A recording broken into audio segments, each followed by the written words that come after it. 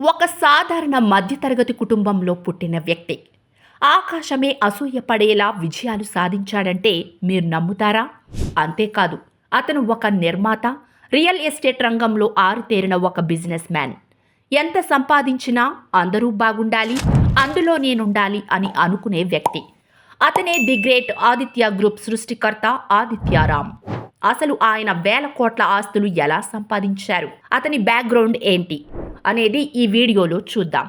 వీడియోని ఎక్కడ స్కిప్ చేయకుండా చివరి వరకు చూడండి. ఒక సాధారణ తోటరాముడు కోటలోని రాజకుమారి మనసు గెలుచుకున్న కథలో ఉండే కిక్కే వేరు.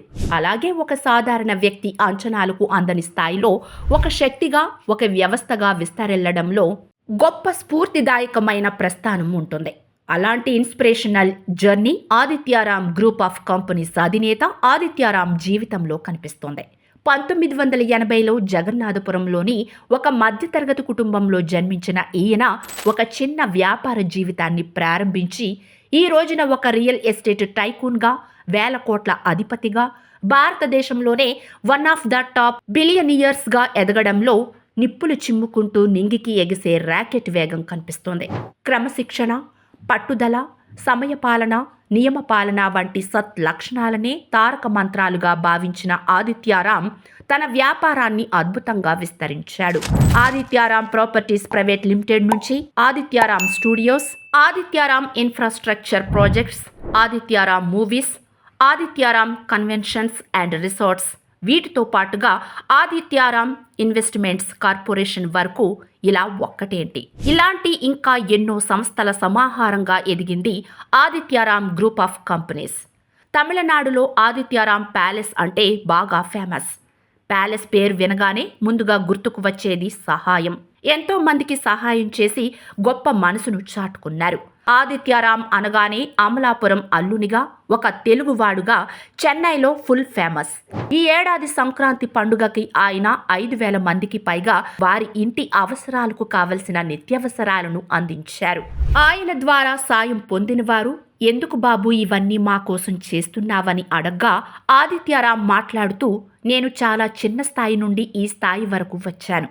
అవసరాలు ఎలా ఉంటాయో అవి అవసరమైన వారికే తెలుస్తాయి. నాకు మీ అవసరాలు తెలుసు, అందుకే నాకు చేతనైన సాయం వీలైనంత మందికి చేస్తుంటాను. ఈ పండక్కి దాదాపు 5,000 మందికి పైగానే నిత్యావసరాలను అందించే అవకాశం దక్కింది. ఇలానే మీ ఆశీస్సులు ఉంటే వీలైనంత ఎక్కువ మందికి, అవసరమైన వారందరికీ సాయం చేయాలని నా మనసు ఎప్పుడూ కోరుకుంటుంది అని అన్నారు. ఆయన చేస్తున్న గొప్ప పనికి ప్రతి ఒక్కరూ కూడా ప్రశంసించకుండా ఉండలేకపోతున్నారు.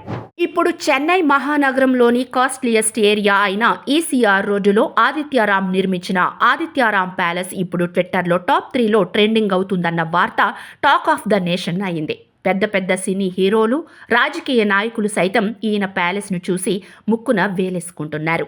తెలుగువారైన ఆదిత్యరామ్ పొరుగు రాష్ట్రమైన Tamil Nadu real estate and cinema రంగాలలో ప్రభంజన విజయాలు సాధించటం మనందరికీ గర్వకారణం. కుటుంబాన్ని అమితంగా ప్రేమించే ఆదిత్యరామ్ తన కుటుంబం కోసం అత్యాధునిక సౌకర్యాలతో, అంతర్జాతీయ ప్రమాణాలతో ఏకంగా ఒక ఇంద్ర భవనాన్ని బహూకరించడం విశేషం.